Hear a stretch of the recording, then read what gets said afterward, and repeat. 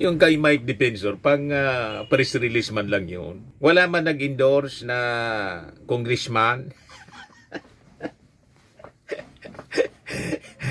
Ni yung kanilang mga kakamping congressman, walang nag-endorse.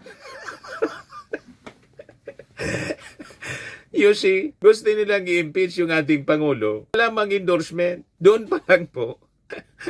Bagsak na. Ingay lang po ang ginagawa nila. Ngayon, kung desidido sila, dapat bumalik sila nung Monday. Hindi bumalik. Ang ginawa nila, nag-motorcade. At saka nagpa-interview, mga kababayan, para umatake ng umatake. Unang-una, dapat kinumbinsi muna nila si Pulong, saka yung iba pang mga Duterte congressmen at mga kaalyado na endorse yung kanilang impeachment complaint. Dapat incumbent. Sila lang naman nandun, si Mike Defensor, si Sabit, sino yung isa doon na dati ding congressman. Hindi man pwede na sila lang. Importante, may endorsement sa incumbent congressman. Wala eh. So malinaw po na ang purpose ng impeachment complaint, yung third impeachment ng grupo ng mga Duterte, propaganda lang yung habol.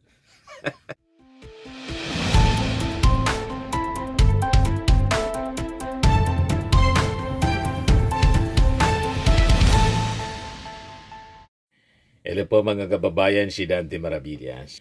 As you know, naka-live ngayon yung Committee on Justice para po sa pag-take up ng impeachment complaint laban sa ating Pangulong Bongbong Marcos. Abang kanina, nag-file na po yung Makabayan Block. Nirefile nila yung impeachment complaint laban kay Sara Duterte. Dalawang impeachment complaint yung final kay Sara Duterte. Filed by Makabayan Block at tapos po yung Tindig Pilipinas. Ito yung grupo ng Makabayan Block kanina mga kababayan.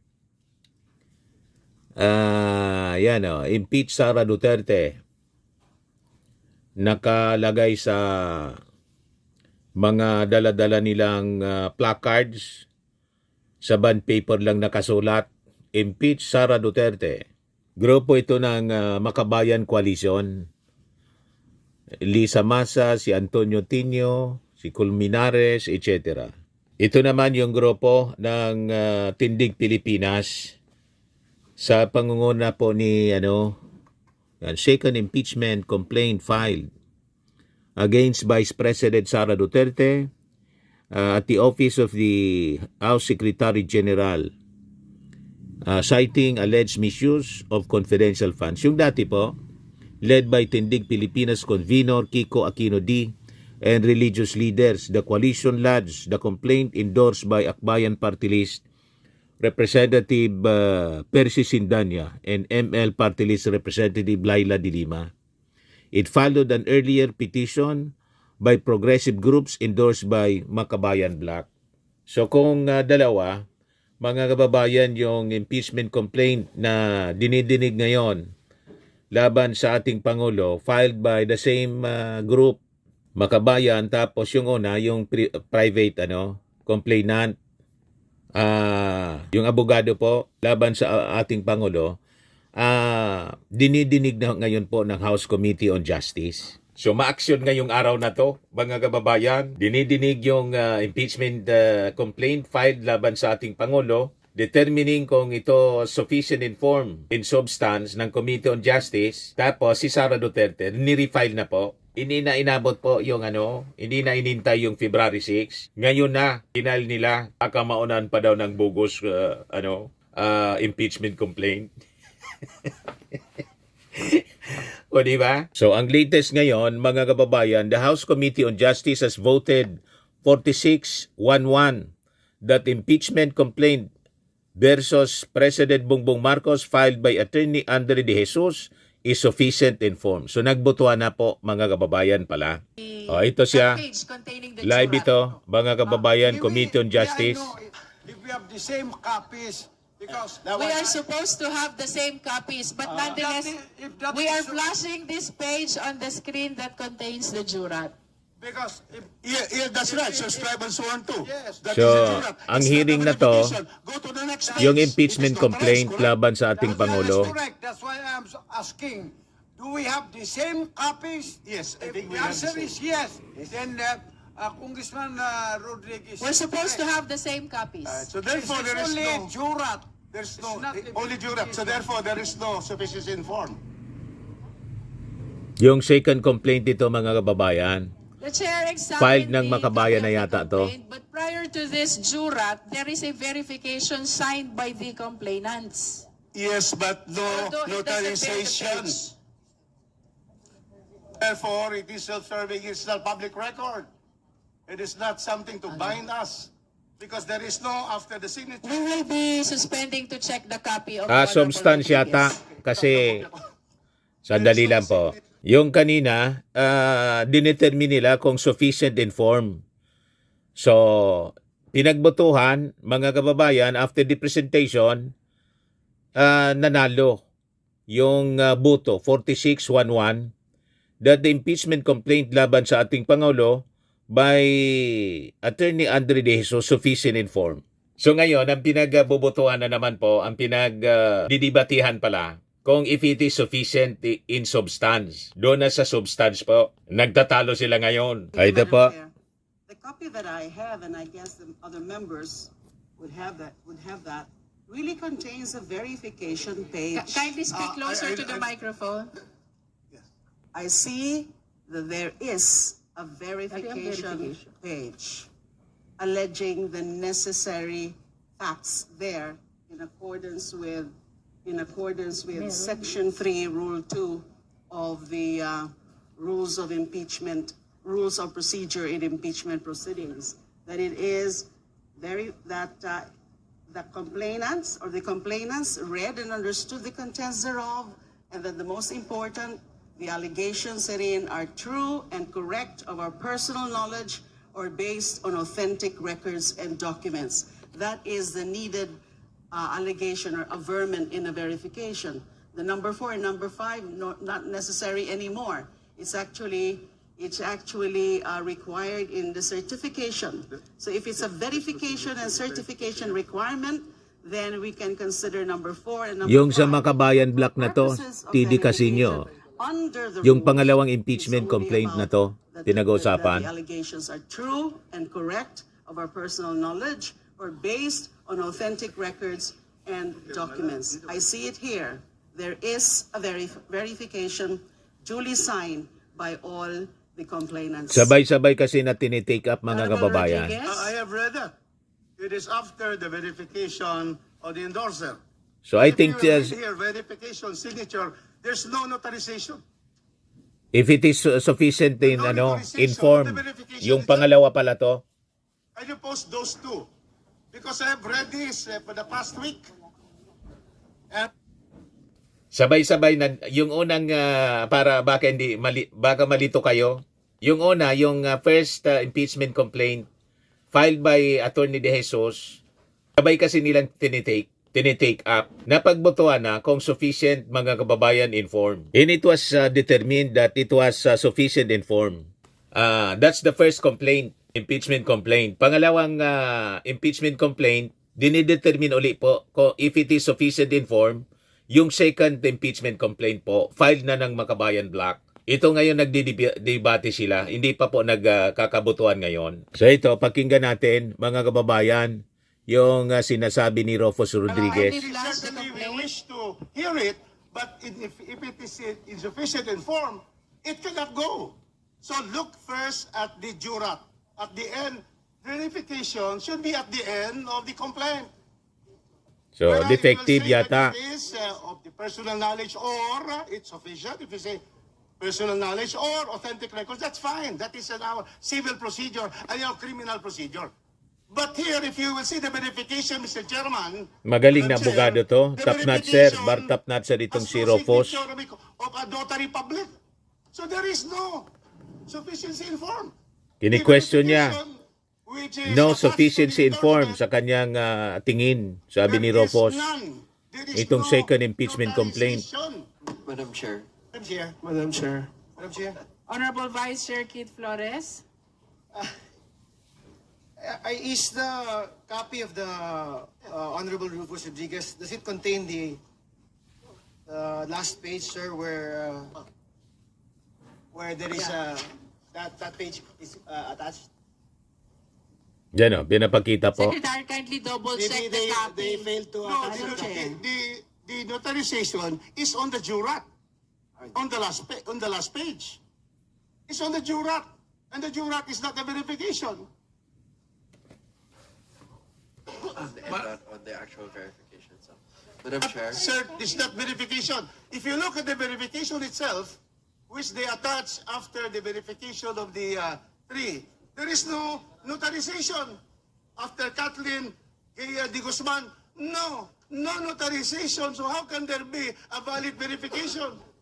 Madam Chair. The page before that, Congressman Rufus Rodriguez, also includes, can we flash the page before Ang that, jurat, please? ang ibig Madam Chair, sabihin po, Comsec. yung tao Point of who has taken an oath before we can answer that one. Let us, or who let us performs a wait duty until or the, on oath. speaker finishes first before we Example, vote. a juror. Yan ang ibig Comsec, can we sabihin. flash the page before that? Vice Chair Tumogan, we will call you after we have flashed that page containing the jurat. May I know if we have the same copies? Because Now, We are supposed to have the same copies, but nonetheless, if that we are is so- flashing this page on the screen that contains the jurat. because if Yeah, that's right. Subscribe and so on too. Yes. That is the jurat. It's not a verification. Go to the next page. It is notarized, correct? Go to the that is next page. correct, that's why I am asking. Do we have the same copies? Yes, I If think we the have the answer is yes, then Congressman Rodriguez. We're is supposed to correct. have the same copies. So therefore, there is Only no, jurat. there's It's no, not a only jurat. So verification. therefore, there is no sufficiency in form. The chair examined the copy of the complaint, but prior to this jurat, there is a verification signed by the complainants. Yes, but no Although it doesn't bear the notarization. page. Therefore, it is self-serving. It's not public record. It is not something to bind us. Because there is no after the signature. We will be suspending to check the copy of the Honorable Rodriguez. Ito kopya ko. Hearing suspended. O, di ba, mga kababayan? So, basahin natin yung mga reactions ng mga tao. Sabi ni Christian, sufficient but not as substantial. Sabi ni Ronald Mariano, may substance ba? Sabi ni Michelle Finta, scripted yan. Sabi ni Jojo Arby, ano to, initial voting? Kumbaga may probable cause. Sabi ni Bonner Hara, bakit yung kina Mike Defensor hindi tinanggap? Yung kay Mike Defensor, pang press release man lang yun. Wala man nag-endorse na congressman. Ni yung kanilang mga kakamping congressman, walang nag-endorse. You see, gusto nilang i-impeach yung ating Pangulo. Wala mang endorsement. Doon pa lang po. Bagsak na. Ingay lang po ang ginagawa nila. Ngayon, kung desidido sila, dapat bumalik sila nung Monday. Hindi bumalik. Ang ginawa nila, nag-motorcade. At saka nagpa-interview, mga kababayan, para umatake ng umatake. Unang-una, dapat kinumbinsi muna nila si Pulong, saka yung iba pang mga Duterte congressmen at mga kaalyado na endorse yung kanilang impeachment complaint. Dapat incumbent. Sila lang naman nandun, si Mike Defensor, si Sabit, sino yung isa doon na dati ding congressman. Hindi man pwede na sila lang. Importante, may endorsement sa incumbent congressman. Wala eh. So malinaw po na ang purpose ng impeachment complaint, yung third impeachment ng grupo ng mga Duterte, propaganda lang yung habol.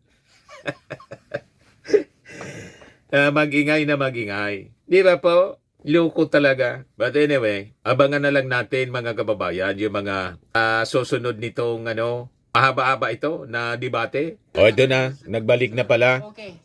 There is a motion. May motion na. Madam Chair, Honorable Abante? I think I have definite reasons why I am objecting. Yes, please state your Number reason one, why you're number objecting. What Congressman Chua has raised a moment ago is important. Now, we are not talking about any fast rules here. Every member of this House has the right to question whatever the question might be, Madam Chair. Therefore, the question of Congressman Chua should be tackled. Number two, I also object on the argument raised by Congressman Rodriguez. And number three, Madam Chair, nakita ko po dito, in-exhibit nila yung competent evidence of identity. Pero wala po dito yung documents if they are indeed taxpayers, Madam Chair. Sapagkat nakalagay sa endorsement, they should be taxpayers. Therefore, I question if all of these 36 complainants are actually taxpayers. Kung taxpayers yan, dapat mag-submit ng document yan dito na sila ay taxpayers. Correct. If indeed wala, therefore, insufficient ang form na pinapaliwanag dito. And therefore, Madam Chair, I object. We are noting the explanation of the Honorable Abante with regards to his objection. Nonetheless, we shall be proceeding to vote on the sufficiency in form of Masa et al. Complaint. Yung sa There Makabayan is a Black po yan. motion to declare Masa et al. Complaint Point of order, sufficient in Madam Chair. form. Point of order. The same has been objected to. Point of order. Those who are in favor, we shall now divide the House. The Honorable Ridon. Who has seconded the motion, Madam Chair? Who has seconded? It hasn't Who been seconded.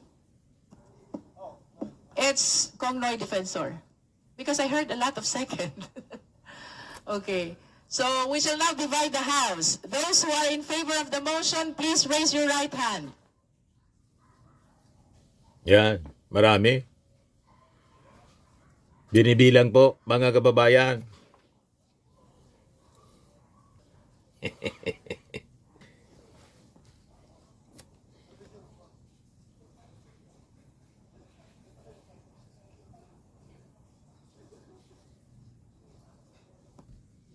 Marami.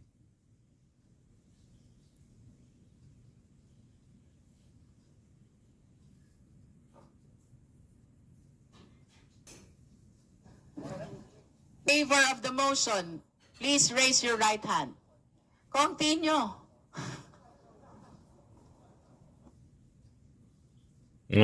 Ano na? Yung hindi in favor. Motion. Those who abstain, please raise your right hand.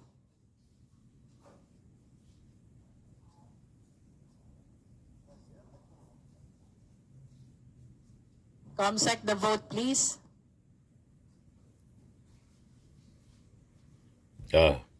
So, result ng counting, mga kababayan.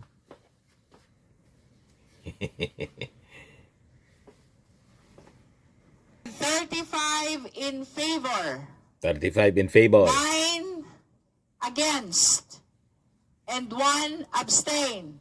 The chair declares the Masa et al. Complaint sufficient in form. Sufficient informed din. Parehas ng naunang It is very clear naunang impeachment complaint. insufficiency in form. Very clear po yan. And I'm so glad for the rest of those, my colleagues that supported my objection. And therefore, realizing that this is actually an exercise in futility and a waste of the people's money, I therefore would like to walk out of this hearing right now. Walk out siya, no? Si Benny The Abante. manifestation is noted. We have concluded the determination in form of both the Jesus complaint Walk out si Benny and Abante po. Masa et al. Complaint.